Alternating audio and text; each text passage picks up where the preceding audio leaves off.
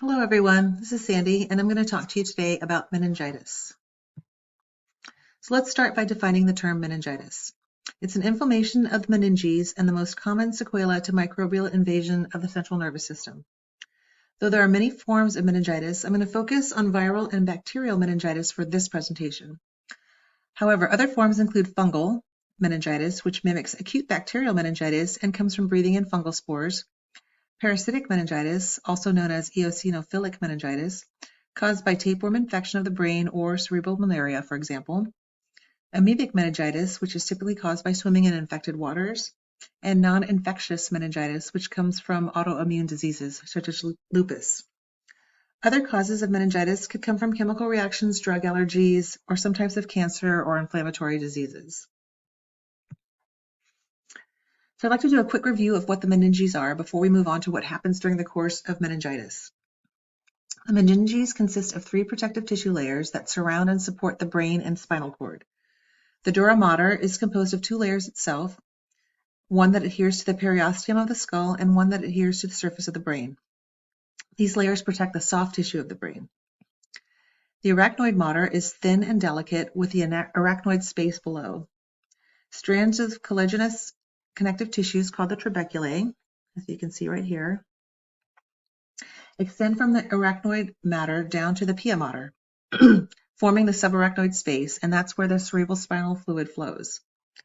The pia mater covers every gyrus and sulcus of the brain surface, making the subarachnoid space between the arachnoid and the pia mater varied in distribution. The trabeculae meshing these 2 layers makes them difficult to differentiate from each other, and these 2 layers are typically referred to together as the leptomeninges. And the leptomeninges is where the actual inflammation occurs during meningitis. The meninges help maintain the shape and position of nervous tissue during movement and directs blood flow to the brain and skull. As I said previously, I'm going to focus on bacterial and viral meningitis for this presentation. Bacterial meningitis is the most deadly, whereas viral meningitis is the most common. They share many symptoms, with the most important being that they are both contagious, though bacterial meningitis is far more contagious than viral meningitis. We'll go into the signs and symptoms in a few slides, but it is important to know that bacterial meningitis is fatal if not treated quickly. The most common bacteria responsible for this type of meningitis is the Streptococcal pneumoniae, followed by the Neisseria meningitis. Other bacteria I have that are common are listed on this slide. Viral meningitis will typically get better without treatment, though going to the hospital is still advised as soon as you notice symptoms. Common viruses that lead to meningitis can include the enteroviruses, herpes simplex, mumps, measles, West Nile, HIV, etc. The etiology of bacterial meningitis is that the bacteria that causes meningitis reaches the CNS via the bloodstream, through cranial structures like the paranasal sinuses or the ears, or breaks in the barrier system such as through a penetrating head wound, a skull fracture, or after neurosurgery in which the dura mater is penetrated.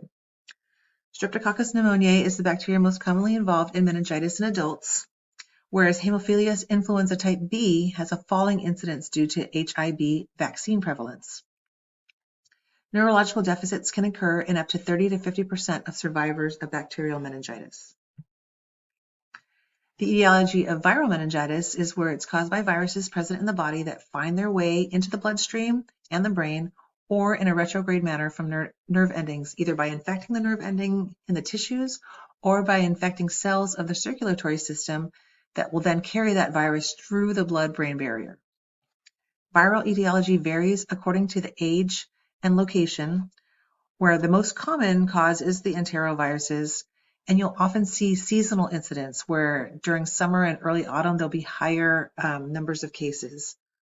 Close contact with someone with viral meningitis can cause one to be infected by the virus itself.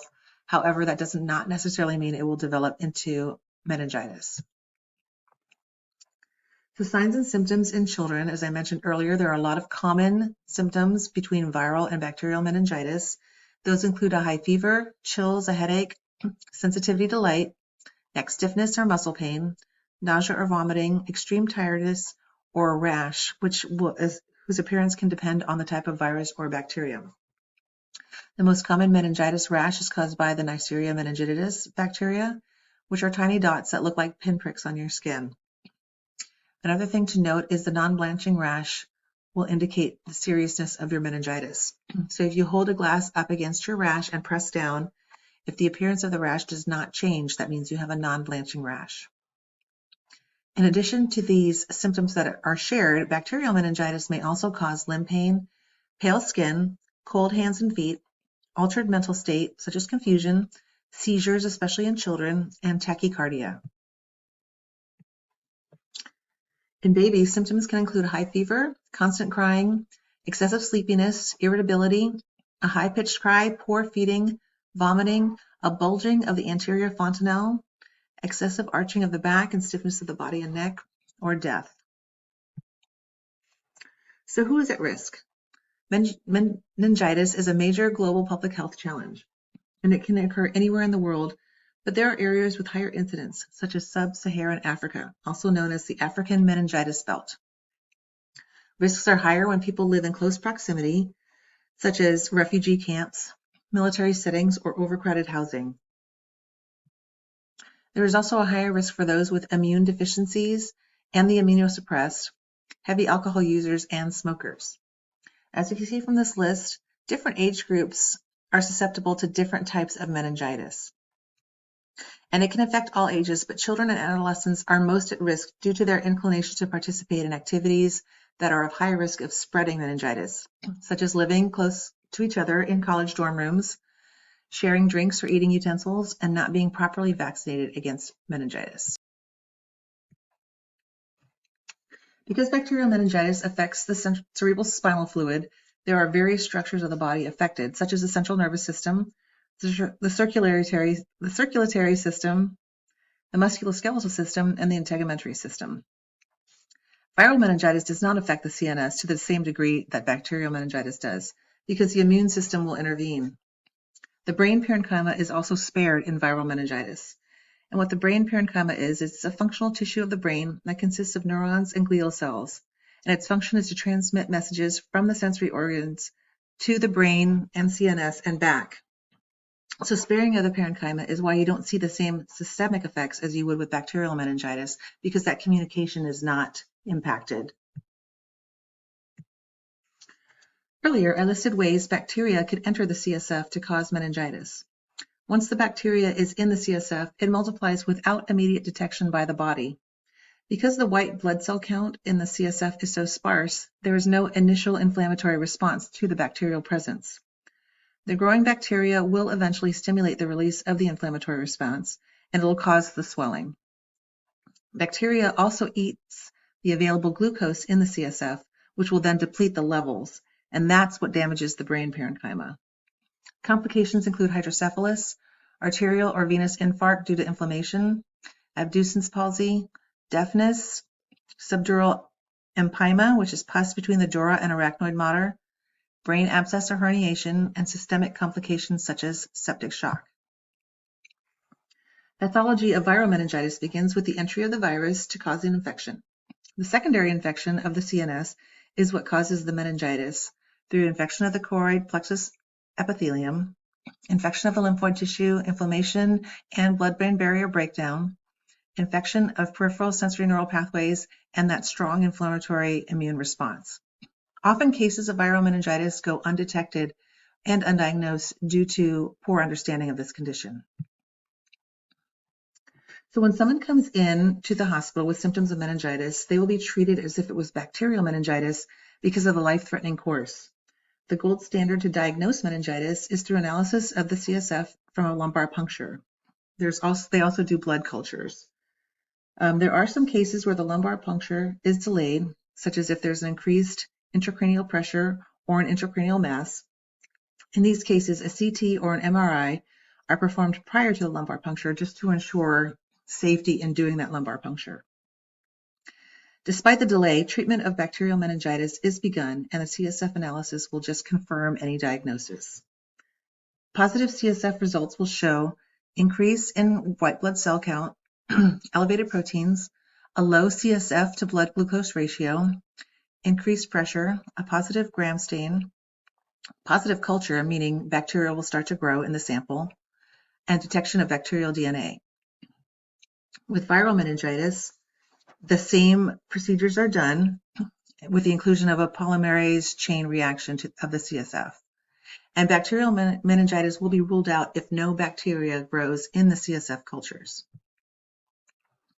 So the effects on the structure, looking at the central nervous system, swelling of the brain and spinal cord will lead to headache, memory, concentration issues, ringing in the ears, light sensitivity of the eyes, loss of appetite, poor coordination, and if left untreated, it can lead to a coma. Effects on the circulatory system include septicemia from bacteria in the blood, bleeding under the skin looking like a rash, blood pressure falling and circulation slowing, causing blood vessels to be damaged, lung and kidney deterioration, and an increased amputation risk for fingers, toes, arms, and legs. In the integumentary system, the skin may look flush. The septicemia can make the skin look blotchy. Worsening infection can cause the spread of the rash, which will resemble large bruises across the body. Effects on the skeletal and muscular systems include that stiff neck and back, which can become painfully rigid and arched. Joint stiffness, which can lead to arthritis, muscle weakness, muscle spasms, generalized weakness, and in infants that tight or bulging fontanelle. So because of all the symptoms, effects on function are impact across the board. And even after recovery, there may be lingering effects such as memory loss, lack of concentration, clumsiness, headaches, deafness, hearing problems, tinnitus, dizziness, epilepsy and seizures, weakness, paralysis, spasms, speech problems, loss of sight or vision problems, and just being easily fatigued. So treatment of bacterial meningitis can produce good outcomes if treatment is provided quickly and appropriately.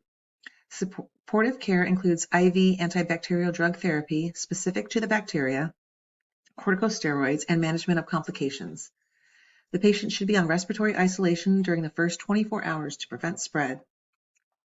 Vaccines may prevent certain types of bacterial meningitis, so that's important as well. As stated earlier, treatment of viral meningitis will be the same as bacterial until diagnosis is confirmed. If you do get a viral meningitis diagnosis, they will treat with supportive measures such as antipyretics, which will help treat the fever, analgesics, and antiretroviral drugs. Vaccines in this case can also help prevent contracting meningitis. So prognosis for bacterial meningitis is concerning even with treatment.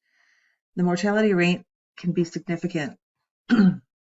This chart, though it's dated in 2006, I thought it was a nice visual representation of how the different age groups are impacted by mortality across the different types of meningitis. So as you can see here, the 65 and older across the board have a higher mortality rate than any other age group.